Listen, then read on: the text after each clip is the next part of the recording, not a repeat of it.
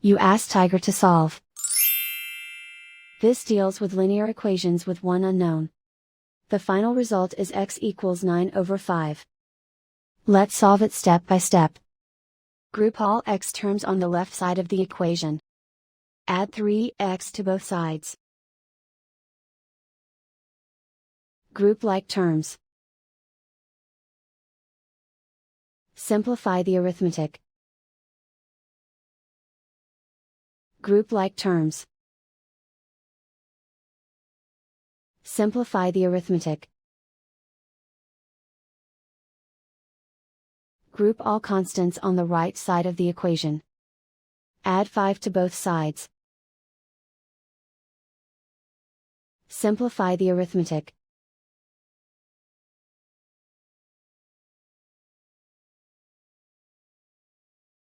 Isolate the x. Divide both sides by 5.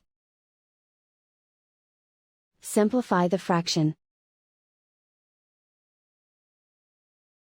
And so the final result is x equals 9/5.